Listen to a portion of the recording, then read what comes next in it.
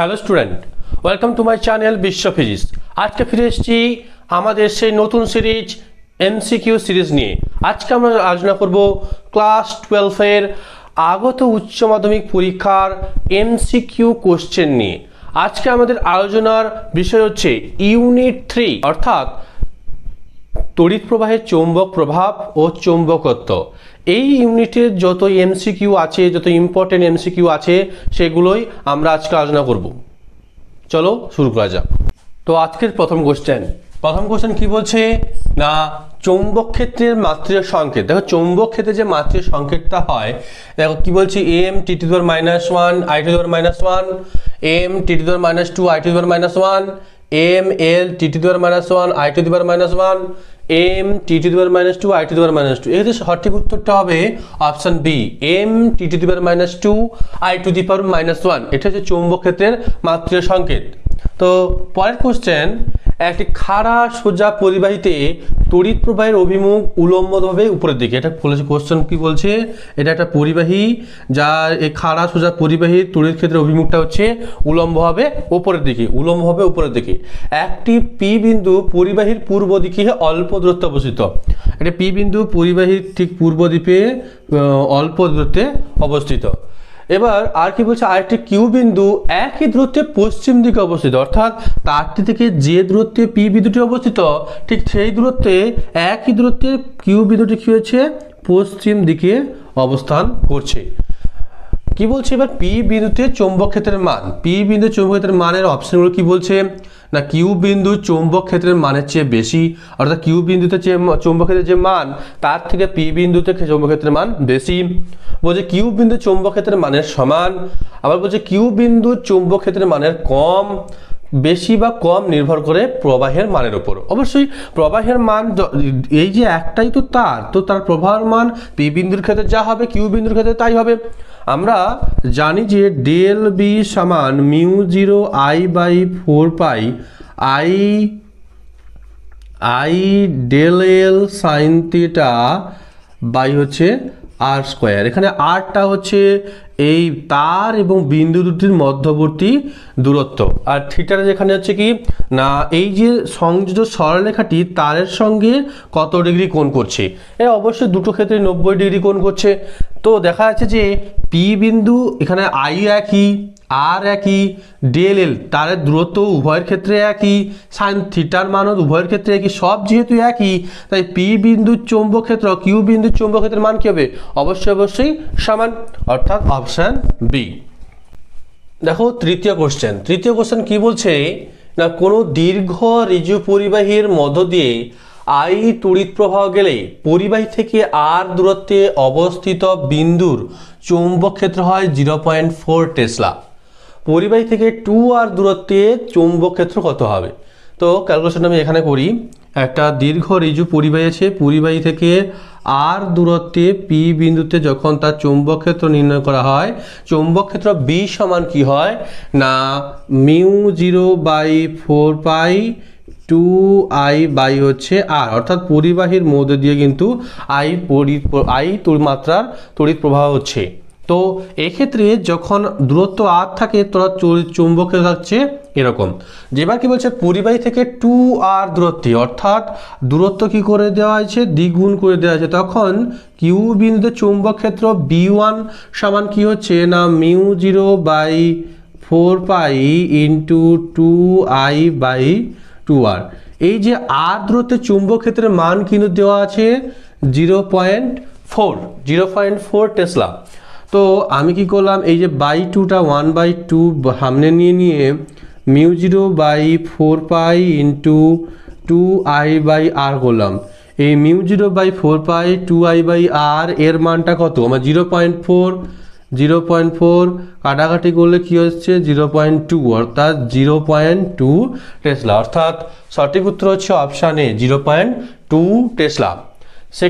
Fourth question কি বলছে না, অসীম দীর্ঘ পরিবাহীর ক্ষেত্রে বা পরিবাহীর মধ্য দিয়ে আই তড়িৎ প্রবাহ হলে আর দূরত্বে তারের দৈর্ঘ্যের সাথে লম্বভাবে থাকা কোনো বিন্দুতে চৌম্বক প্রাবল্য, মানে এই একই সূত্রের মধ্যে দিয়েই হচ্ছে, অর্থাৎ এক্ষেত্রে বি সমান কি হয় না, μ0/4 2I/r, যেহেতু এখানে স্মল আই বলে দিয়েছি তাই স্মল আই দিয়েছি। এবার এটা এসআই ক্ষেত্রে সিজিএস এর ক্ষেত্রে কি হয়, μ0/4π টা উঠে যায় সিজিএস পদ্ধতির ক্ষেত্রে, সেক্ষেত্রে আমার পড়ে থাকে কি না 2I/r, অর্থাৎ অপশন বিটা হচ্ছে সঠিক উত্তর। চলো শুরু করা যাক পরের কোশ্চেন কি বলছে না, আই অ্যাম্পিয়ার তড়িৎবাহী এল মিটার দৈর্ঘ্যের এক ঋজু পরিবাহীকে, একটা এল মিটার দৈর্ঘ্য ছিল এবং আই অ্যাম্পিয়ার তড়িৎ পরিবাহী করতো, এরকম একটা ঋজু পরিবাহীকে বাঁকিয়ে কি করে দেওয়া হয়েছে, অর্ধবৃত্ত করে দেওয়া হয়েছে। এই অর্ধবৃত্তের পুরো যে দৈর্ঘ্যটা হচ্ছে কিন্তু এল মিটার, এই বাঁকিয়ে দেওয়ার ফলে তার যে ব্যাসার্ধ তৈরি হয়েছে সেটা হচ্ছে স্মল আর। অর্ধবৃত্তের কেন্দ্রে চৌম্বক ক্ষেত্র কত হবে, দেখো চৌম্বক ক্ষেত্রের মান বি সমান μ0/4π I del L বাই হচ্ছে আর স্কোয়ার, এইটা হচ্ছে চৌম্বক ক্ষেত্রে ওই কেন্দ্রে সৃষ্ট চৌম্বক ক্ষেত্রের মান, কেন্দ্রে সৃষ্ট চৌম্বক ক্ষেত্রের মান। এবার এই দেখো এই যে ব্যাসার্ধ আর হয়েছে, আর হলে কি হবে, পরিধি কত হবে, পাই আর সমান কি হচ্ছে, এই পরিধির দৈর্ঘ্য তোমার কত, যে এল দৈর্ঘ্যের তারটা বাকিয়েই তো অর্ধবৃত্ত তৈরি করা হয়েছে, অর্থাৎ অর্ধবৃত্তের দৈর্ঘ্য যা আর এই তারটির দৈর্ঘ্য সমান হবে পাই আর ইকুয়াল টু এল।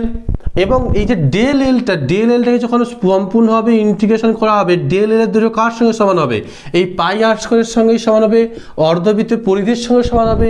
তো আমি ডেল এল এর জায়গায় কি বসাতে পারি না pi R square, μ0/4π I pi R square by হচ্ছে পাই আর বাই হচ্ছে আর স্কোয়ার, পরিধি হচ্ছে পাই আর, এখানে ওপরে একটা আর কাটে নিচে একটা আর কেটে যাবে, তো থাকছে কি না μ0/4π I আর, আর এর জায়গায় এখানে দেখো আর সমান আমরা L/পাই বসাতে পারি, L/পাই বসাতে পারি। তো এখানে যদি আমরা L/পাই বসাই আর এর জায়গায়, নিচে L/পাইটা উপরে গুণ হয়ে গেলে উপরে পাই চলে এলে থাকবে কি μ0/4π পাই স্কোয়ার I বাই হচ্ছে L। এবার এই μ0/4π এর মানটা কত, 10⁻⁻7 হেনরি পার মিটার, তো থাকছে কি তাহলে pi square I by L into 10⁻⁻7 tesla. তো অপশন কোনটা না, অপশন এটা হচ্ছে সঠিক উত্তর, pi square I by L 10⁻⁻7 tesla, এই অপশনটা হচ্ছে সঠিক উত্তর। ঠিক আছে, তো পরের কোশ্চেন কি বলছে না, এটা কিন্তু এল নয়, এটা হচ্ছে ই আধান বিশিষ্ট একটি ইলেকট্রন ভি বেগে এক্স অক্ষের ধনাত্মক দিক বরাবর গতিশীল। তো কি হচ্ছে, এরকম এক্স অক্ষের ধনাত্মক দিক বরাবর ইলেকট্রনটা কি হচ্ছে ভি বেগে গতিশীল। এবার কণাটির ওপর তড়িৎ ক্ষেত্র ওয়াই অক্ষের ধনাত্মক দিক বরাবর ক্রিয়াশীল। এবার তড়িৎ ক্ষেত্র কোন দিকে গতিশীল হয়েছে না ওয়াই অক্ষের ধনাত্মক দিক বরাবর তড়িৎ ক্ষেত্র কিন্তু গতিশীল। এবার কোশ্চেন কি চাইছে না, ইলেকট্রনটির উপর ক্রিয়াশীল বল কাজ করে প্লাস জেড অক্ষ বরাবর, মাইনাস জেড অক্ষ বরাবর, প্লাস ওয়াই অক্ষ বরাবর, মাইনাস ওয়াই অক্ষ বরাবর। দেখো এটার এই যে কোশ্চেনটা সলভ করতে হলে আমাদের যেটা জানা উচিত যে একটা তড়িৎ ক্ষেত্রে যদি পজিটিভ আধান গতিশীল হয় তার উপর ক্রিয়াশীল বলটি তড়িৎ ক্ষেত্রের অভিমুখের দিকেই হয়, অর্থাৎ তড়িৎ ক্ষেত্রের অভিমুখ যেদিকে সেদিকেই কিন্তু ধনাত্মক আধানের উপর ক্রিয়াশীল বলটা ক্রিয়াশীল হবে, অভিমুখ সেদিকে হবে। কিন্তু ঋণাত্মক আধানের উপর ক্রিয়াশীল বলের অভিমুখ তড়িৎ ক্ষেত্রে অভিমুখের ঠিক বিপরীত দিকে হবে। তড়িৎ ক্ষেত্র যেদিকে থাকবে ঋণাত্মক আধানের উপর ক্রিয়াশীল বলের অভিমুখটা ঠিক তার বিপরীত দিকে হবে। অর্থাৎ ইলেকট্রনটার আধান কি, ইলেকট্রনটা হচ্ছে ঋণাত্মক আধান বিশিষ্ট, তো এর উপর ক্রিয়াশীল বল তড়িৎ ক্ষেত্রে অভিমুখের ঠিক বিপরীত দিকে, অর্থাৎ মাইনাস ওয়াই অক্ষের দিকে, মাইনাস ওয়াই অক্ষ বরাবর। ঠিক আছে, পরের প্রশ্ন কি আছে, একটি proton 1.5 weber per metre square flux ঘনত্বের চৌম্বক ক্ষেত্রে 2 × 10⁻⁷ মিটার পার সেকেন্ড বেগে ক্ষেত্রের সাথে 30 ডিগ্রি কোণে প্রবেশ করে, প্রোটনটিতে ক্রিয়াশীল বল। দেখো যদি আমার একটা আধানের মান হয় কিউ, একটি কণার আধান হয় কিউ, সে যদি বি চৌম্বক ক্ষেত্রে ভি বেগে প্রবেশ করে তার উপর ক্রিয়াশীল বল এফ সমান কি দাঁড়ায় না, এফ সমান হয় কিউ ভি ক্রস বি। কি বললাম না, কিউ আধান বি চৌম্বক ক্ষেত্রে ভি বেগে প্রবেশ করলে তার উপর ক্রিয়াশীল বল হয় কিউ ভি ক্রস বি। এবার একটি প্রোটনটা একটা আধান, যার আধানের মান হচ্ছে 1.6 ইন্টু 10⁻⁻19 কুলম। এবার 1.5 ওয়েবার পার মিটার স্কোয়ার, এটা কি চুম্বক ক্ষেত্রের মানকে বোঝাচ্ছে 1.5 ওয়েবার পার মিটার স্কোয়ার। চৌম্বক ক্ষেত্রে 2 ইন্টু 10⁻7 মিটার পার সেকেন্ড, এটা ওই কণাটির বেগকে বোঝাচ্ছে ভি হচ্ছে 2 ইন্টু 10⁻7 মিটার পার সেকেন্ড। এবং এখানে এই যে বেগটা কি হচ্ছে চৌম্বক ক্ষেত্রের সঙ্গে 30 ডিগ্রি করে প্রবেশ করছে। আধানটির যে বেগ সেটার অভিমুখ চৌম্বক ক্ষেত্রের অভিমুখের সঙ্গে 30 ডিগ্রি কোণ, অর্থাৎ থিটা ইকুয়াল টু হচ্ছে 30 ডিগ্রি। তো এক্ষেত্রে এফ সমান কি হয়, যেহেতু ক্রস গুণ ভেক্টর, ক্রস গুণ করলে কি হয় Q V B sine theta, আছে ডট গুণের ক্ষেত্রে কস থিটা, ক্রস গুণের ক্ষেত্রে সাইন থিটা চলে আসে। তো কিউর মানটা বসা 1.6 ইন্টু 10⁻⁻19 ইন্টু ভি হচ্ছে 2 ইন্টু 10⁻7 ইন্টু বির মান দেওয়া আছে 1.5 ওয়েবার পার মিটার স্কোয়ার। থিটার মান 30 হওয়ায় সাইন 30, তো সাইন 30-এর মান আমরা সবাই জানি হাফ। তো এই সমস্ত মান ক্যালকুলেশন করলে আমরা যে মানটা পাবো সেটা হচ্ছে 2.4 ইন্টু 10⁻⁻12 নিউটন, অর্থাৎ অপশান এটা হচ্ছে সঠিক উত্তর। এটা তোমরা ক্যালকুলেটরে বসিয়েও দেখতে পারো, ঠিক আছে। তো আমরা যাচ্ছি পরের প্রশ্ন হচ্ছে কোনো সুষম চৌম্বক ক্ষেত্রে একটি আলফা ও একটি প্রোটন কণা প্রবেশ করার পর উভয়ই বৃত্তাকার পথে বেঁকে গেল। চৌম্বক ক্ষেত্রে একটা আধান যদি কোনো আহিত কণাতে প্রবেশ করে সেটা অবশ্যই বৃত্তাকার পথে ঘুরতে থাকবে। তো এখানে সেটাই বলেছি যে সুষম চৌম্বক ক্ষেত্রে একটি আলফা কণা, এটাও আয়িত কণা, এবং প্রোটন কণা, এটিও আয়িত কণা, উভয়ে প্রবেশ করার পর বৃত্তাকার পথে বেঁকে গেল। এই যে বৃত্তাকার পথে বেঁকে গেল, বৃত্তাকার পথের বক্রতা ব্যাসার্ধের অনুপাত আর আলফা ও আর পি এর মান কত হবে। দেখো আমরা সবাই জানি যে যে কিউ আধান যদি ভি বেগে বি চৌম্বক ক্ষেত্রে প্রবেশ করে আর ব্যাসার্ধের বৃত্তপথে বেঁকে যায়, তাহলে আর সমান দাঁড়ায় না এম ভি বাই হচ্ছে কিউ বি। এমটা হচ্ছে আধানটির ভর। এবার কোশ্চেন কিন্তু বলে দিচ্ছে যে ওইখানে কোশ্চেনটা একটা জিনিস বলা নেই যে সমান ভরবেগে, প্রোটন কণা সমান ভরবেগে প্রবেশ করার পর, সমান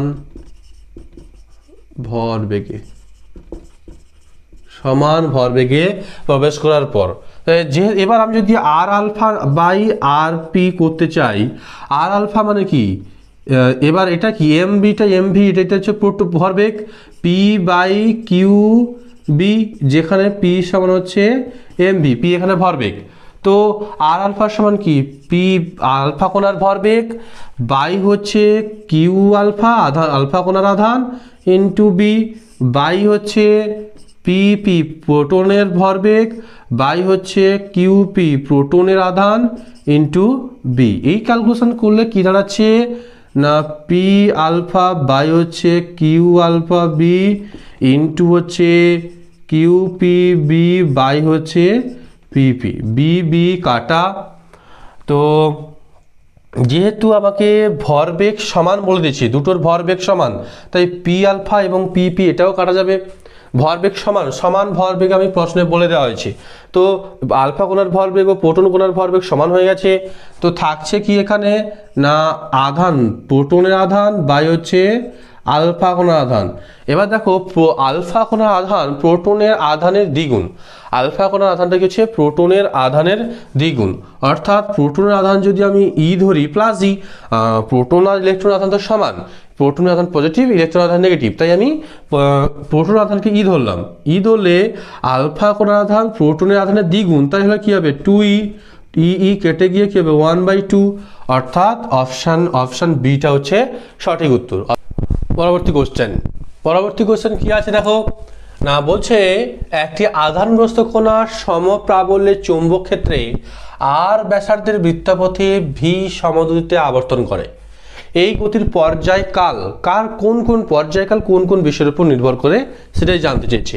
তো পর্যায়কাল ধরো একটা বৃত্তপথে যার ব্যাসার্ধ আর, সেই বৃত্তপথে একটি কণা ভি বেগে আবর্তন করছে, ভি সমদ্রুতিতে বা ভি সমবেগে আবর্তন করছে।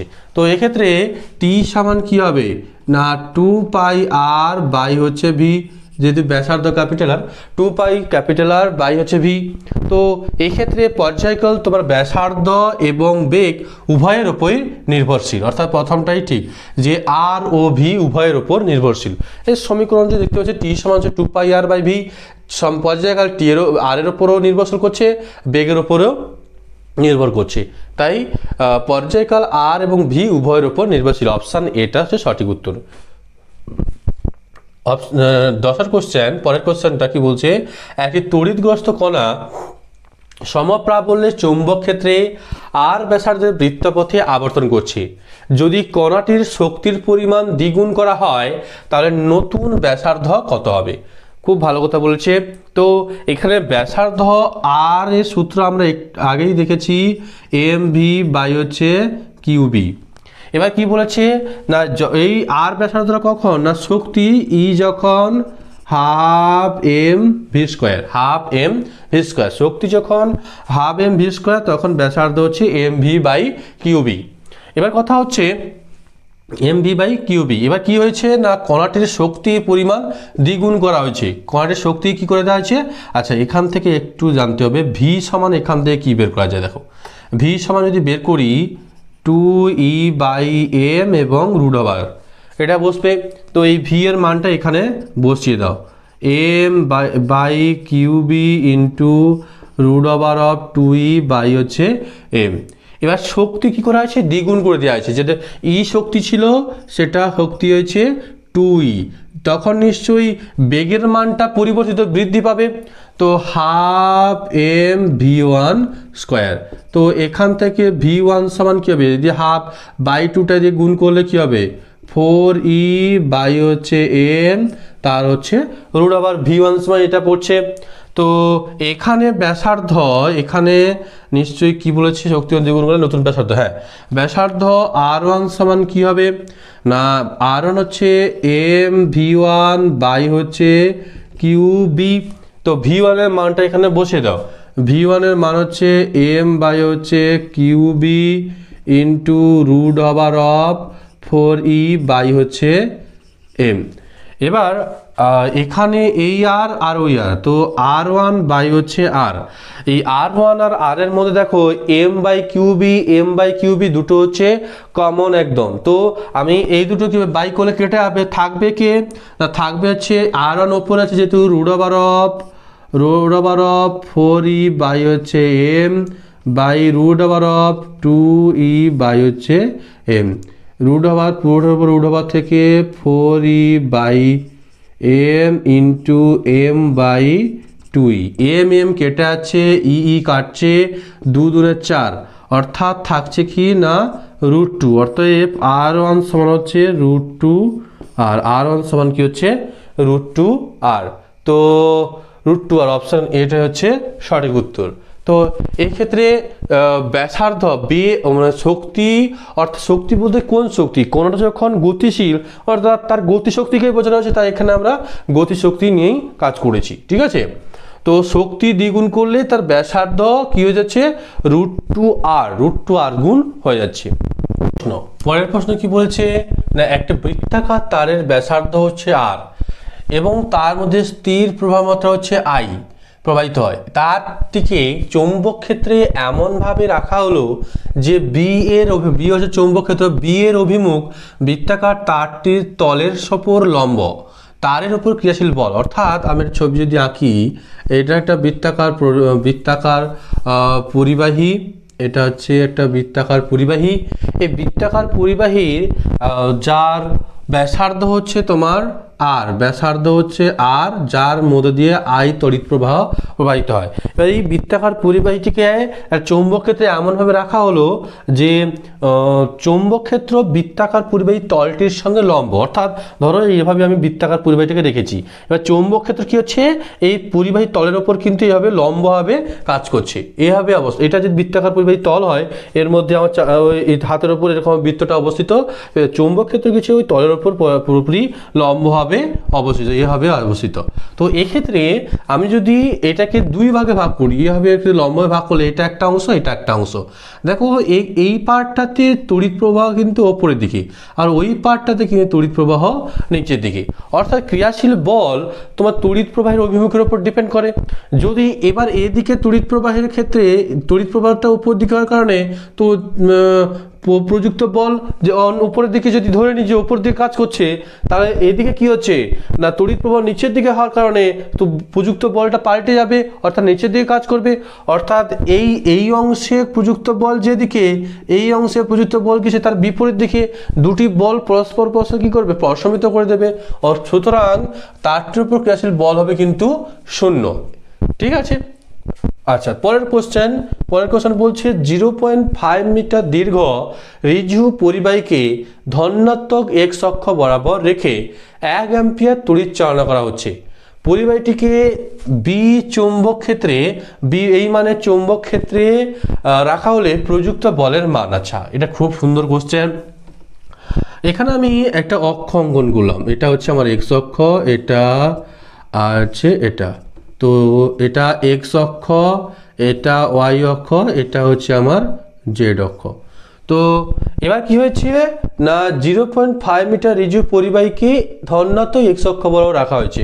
এইখানে কি করা হয়েছে, 0.5 যে মিটারের যে পরিবাহীটা এখানে কিন্তু রাখা হয়েছে, এর মধ্যে দিয়ে 1 অ্যাম্পিয়ারের তড়িৎ প্রবাহিত হচ্ছে, 1 অ্যাম্পিয়ারের কিন্তু তড়িৎ এর মধ্যে প্রবাহিত হচ্ছে।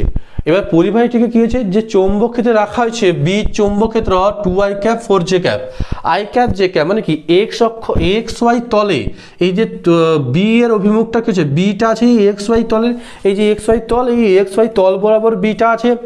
এবার মানে চৌম্বকে রাখা হলে প্রযুক্ত বলের মান অভিমুখ। আচ্ছা, মান পরে নির্ণয় করছি, অভিমুখটা আগে নির্ণয় করে ফেলি। অভিমুখটা কি হবে, আমরা অভিমুখ নির্ণয় করবো ফ্লেমিংয়ের বাম হস্ত নিয়মের সাহায্যে। ফ্লেমিংয়ের বাম হস্ত নিয়ম কি হচ্ছে না, ফ্লেমিং এইটা হচ্ছে এই যে মধ্যমা নির্ণয় করছে কি না, মধ্যমা তড়িৎ প্রবাহের অভিমুখকে নির্দেশ করছে। মধ্যমা তড়িৎ প্রবাহের অভিমুখ কোন দিকে আছে এখন না ধনাত্মক এক্স অক্ষ বরাবর। আর চৌম্বক ক্ষেত্রের অভিমুখ কোথায় আছে না আই ক্যাপ জে ক্যাপ, অর্থাৎ এক্স ওয়াই তলে আছে। চৌম্বক ক্ষেত্রটা এই এক্স ওয়াই তলে বর্তমান, এটা হচ্ছে তোমার ধনাত্মক এক্স অক্ষ বরাবর, এটা হচ্ছে এক্স ওয়াই তলে। আর তখন আমাদের ওই ক্রিয়াশীল বলের অভিমুখটা কোন দিকে আঁকছে না অপরের দিকে অর্থাৎ কি না ধনাত্মক জেড অক্ষ বরাবর। তো এখানে এই যে প্লাস ওয়াই প্লাস এক্স, এ দুটো অ্যান্সার কি হবে, ক্যান্সেল হয়ে যাবে, থাকবে কি প্লাস জেড প্লাস এই দুটো ধনাত্মক জেড অক্ষ বরাবর। এবার এর মধ্যে দেখতে হবে যে মানটা কি। এবার ক্রিয়াশীল বলের মান বি চৌম্বক ক্ষেত্রে আই প্রবাহের এল দৈর্ঘ্যের তড়িৎ পরিবাহীর ওপর ক্রিয়াশীল বল এফ সমান হয় বি আই এল। তো এখানে আইয়ের মানটা কত বলছে না, আইয়ের মান বলছে 1 অ্যাম্পিয়ার। আচ্ছা, খুব ভালো কথা, এল বলে দিয়েছে 0.5 মিটার। এখানে আমাকে বের করতে হবে কি না, বি ভেক্টর দেওয়া আছে 2i cap plus 4j cap. তো বি সমান কি হবে, √2 স্কোয়ার প্লাস হচ্ছে 4 স্কোয়ার। ভেক্টরের সূত্র যে ভেক্টরের মান নির্ণয় সূত্র √a square plus B square. তো 2 স্কোয়ার হচ্ছে 4 প্লাস 4 স্কোয়ার হচ্ছে 16। তো যোগ করলে হচ্ছে √20 মানে 5 4 20 হলে 2√5। তো বি হচ্ছে 2√5 ইন্টু হচ্ছে 1 অ্যাম্পিয়ার ইন্টু হচ্ছে 0.5। তো 2√5 ইন্টু 5/10, 10 5 দুগুণে 10, 2 2 কাটা। তো √5 √4 এর অ্যান্সারটা 2 হয়, √5 এর অ্যান্সারটা অ্যাপ্রক্সিমেটলি 2 নিউটন আমি ধরে নিতে পারি। তো √18 হচ্ছে না, তো থাকছে কি 2 নিউটন। তো অ্যাপ্রক্সিমেটলি 2 নিউটন ধরে নিলে আমাদের অপশানটা হচ্ছে 2 নিউটন প্লাস জেড অক্ষ বরাবর। এই অভিমুখটা আমরা নির্ণয় করেছি কিন্তু ফ্লেমিংয়ের বাম হস্ত নিয়মের সাহায্যে। ঠিক আছে। পরের কোশ্চেন কি বলছে না, কোনো একটি দণ্ডচুম্বকে প্রান্ত ও প্রস্থ বলতে এখানে বিষুবকে বোঝানো হয়েছে। তো বিষুব অবস্থানের ওপর সমদূরত্বে বিন্দুদের চুম্বক প্রাবল্যের অনুপাত কত? তো দেখো, যদি আমরা প্রান্তের কথা বলি, প্রান্তে অর্থাৎ অক্ষের অবস্থানে, তো দাঁড়ায় কি না μ0/4π2pm/d3।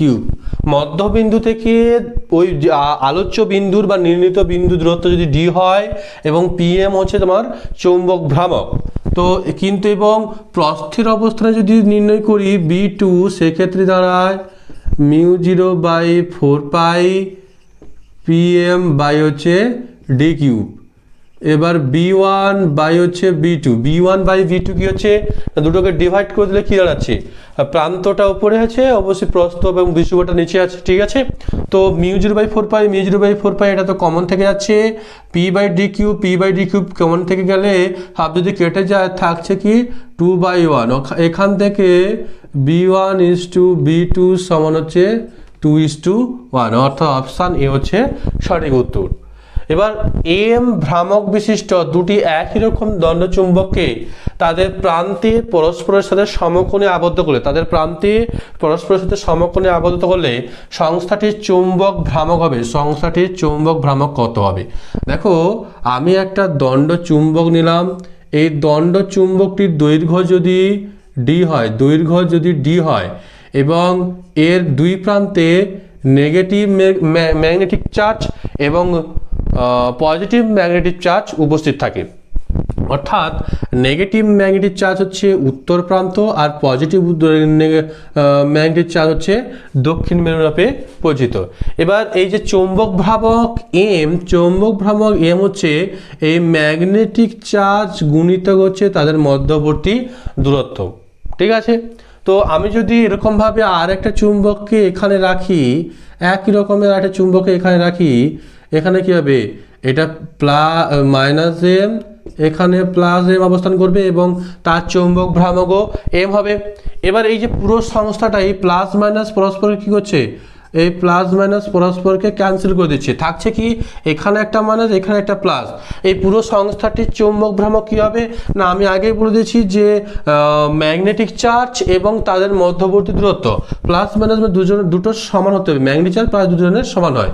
তো এই লম্ব দূরত্বটা কি হবে, মধ্যবর্তী সংযোগ সরলরেখাটা টানতে হবে। তো এটা যদি ডি হয়, এখানেও দূরত্বটা ডি হবে, যেহেতু সমান একই রকমের চৌম্বক আছে। তো এই দূরত্বটা কি হবে, এটা তো সমকোণী ত্রিভুজ, সমকোণে রাখা হয়েছে, তো এই দূরত্বটা কি হবে না √2d, অর্থাৎ যে নতুন যে চৌম্বক ভ্রামকটা m1 আসছে সেটা কি হচ্ছে m √2d। তো √2 m d সমান কি হচ্ছে M, অর্থাৎ হচ্ছে √2 M, m1 সমান হচ্ছে √2 M। তো √2 অপশন ডি হচ্ছে সঠিক উত্তর, ঠিক আছে। পরের কোশ্চেন, এটা খুব ইম্পর্টেন্ট কোশ্চেন এটা। তো পরের কোশ্চেন, n পাক সংখ্যা ও এ ক্ষেত্রফল বিশিষ্ট বৃত্তাকার পরিবাহীর প্রবাহ মাত্রা I হলে চৌম্বক ভ্রামক একটা কুণ্ডলী আছে যার n সংখ্যক পাক, এই যে পরিবাহী পৃষ্ঠের ক্ষেত্রফল a এবং প্রবাহ মাত্রা যদি I হয়, এক্ষেত্রে চৌম্বক ভ্রামক P এর সমান হচ্ছে তোমার NIA, অর্থাৎ অপশন এটা হচ্ছে সঠিক উত্তর। n সংখ্যক পাক বিশিষ্ট a ক্ষেত্রফল বিশিষ্ট পরিবাহীর কুণ্ডলীর মধ্য দিয়ে যদি I তড়িৎ প্রবাহিত হয়, তবে তার চৌম্বক ভ্রামক P হচ্ছে NIA। পরবর্তী কোশ্চেন, একটি তিরশ্চৌম্বক পদার্থের চৌম্বক ভ্রামক হবে 1 অপেক্ষা বেশি, 1, 0, 1 এর মধ্যবর্তী 0। তো এক তিরশ্চৌম্বক পদার্থের চৌম্বক ভ্রামক অবশ্যই সর্বদাই 0 হয়, ঠিক আছে। তো পরের প্রশ্ন, তিরশ্চৌম্বক পদার্থের চৌম্বক ভেদ্যতা 1 এর সামান্য কম হয়। আচ্ছা, স্থায়ী চুম্বক পেতে হলে চুম্বকের উপাদানটি হতে হবে উচ্চ সহনশীলতা, অবশ্যই স্থায়ী হতে হলে কি উচ্চ সহনশীলতা হতে হবে, অনেক বেশি ভর সহ্য করতে হবে, বাধা সহ্য করতে হবে, উচ্চ ধারণ ক্ষমতা, অবশ্যই উচ্চ ধারণ ক্ষমতা না হলে সে স্থায়ী কি করে হবে, নিম্ন ধারণ ক্ষমতা এটা হবে না, এ এবং বি উভয়ই দরকার, তাহলে অতএব অপশান ডিটা হচ্ছে সঠিক উত্তর। ঠিক আছে, একটি বস্তু যদি অসম চৌম্বক ক্ষেত্রে প্রবলতর অংশ থেকে দুর্বলতর অংশের দিকে সরে যায়, প্রবলতর মানে উচ্চতর অংশ থেকে নিম্নতর অংশের দিকে, প্রবলতর অংশ থেকে দুর্বলতর অংশ থেকে সরে যায়, তবে পদার্থটি হবে সর্বদাই তিরস চৌম্বক পদার্থ। প্রবলতর অংশ থেকে দুর্বলতর অংশে সরে যাচ্ছে আমাদের তিরস চৌম্বক পদার্থ। পৃথিবীর যে স্থানে নতিকোণের মান 90 ডিগ্রি এন নর্থ হবে তা হলো চৌম্বক উত্তর মেরুতে নতিকোণের মান অবশ্যই 90 ডিগ্রি নর্থ হবে। আচ্ছা, লাস্ট কোশ্চেন কি বলছে, কোন স্থানের বিনতি কোণ 60 ডিগ্রি, ওই স্থানের চৌম্বক ক্ষেত্রের অনুভূমিক ও উলম্ব উপাংশের অনুপাত। দেখো চৌম্বক ক্ষেত্র, ধরো এটা আছে চৌম্বক ক্ষেত্রের আই, চৌম্বক ক্ষেত্রের মানটা, এটা হচ্ছে অনুভূমিক উপাংশ, এটা হচ্ছে উলম্ব উপাংশ, এটা থিটা, অনুভূমিক উপাংশ হচ্ছে এইচ আর উলম্ব উপাংশ হচ্ছে ভি। থিটা কোণের দিকে কি হবে আই কস থিটা, আর এই এর দিকে উলম্বের দিকে কি হবে আই সাইন থিটা। তো কি অনুভূমিক বাই উলম্ব, অনুভূমিক হচ্ছে এইচ বাই হচ্ছে উলম্ব হচ্ছে V, I cos theta by হচ্ছে আই সাইন থিটা, আই কেটে গেলে কস থিটা বাই সাইন থিটার সমান হচ্ছে কট থিটা। থিটার মান এখানে কত দেওয়া আছে না, বিনতি কোণের মান দেওয়া আছে 60 ডিগ্রি। তো কট 60 ডিগ্রি সমান কি হয় না সাইন 30 ডিগ্রির মানের সঙ্গে সমান, অর্থাৎ 1/√3, অর্থাৎ অপশন বি হচ্ছে সঠিক উত্তর। এর সঙ্গেই আমরা ইউনিট 3 ইম্পর্টেন্ট কোশ্চেনগুলো, যে সমস্ত কোশ্চেন প্রিভিয়াস ইয়ার্সগুলোতে এসছে এবং পরবর্তীতেও আসতে পারে, আগত উচ্চ মাধ্যমিক পরীক্ষা আসতে পারে, সেই সমস্ত এমসিকিউ নিয়ে আমরা আলোচনা করলাম। ক্লাসটি কেমন লাগলো অবশ্যই কমেন্ট করে জানাবে, এবং কোনো কোশ্চেনের কোনো সমস্যা থাকলে, কোনো বুঝতে অসুবিধা থাকলে সেটাও কমেন্ট করে জানাতে পারো, এবং ক্লাসটি ভালো লাগলে লাইক, কমেন্ট ও শেয়ার করো, এবং পরবর্তী এই এমসিকিউ সিরিজের পরবর্তী ভিডিও পেতে আমাদের চ্যানেলটি সাবস্ক্রাইব করে রাখো। এবং যারা আগের ভিডিওগুলি এইচএস এমসিকিউ সিরিজের যারা আগের ভিডিওগুলি দেখোনি, জলদি গিয়ে আমাদের ইউটিউব চ্যানেলে এই ভিডিওগুলি দেখে নিতে পারো।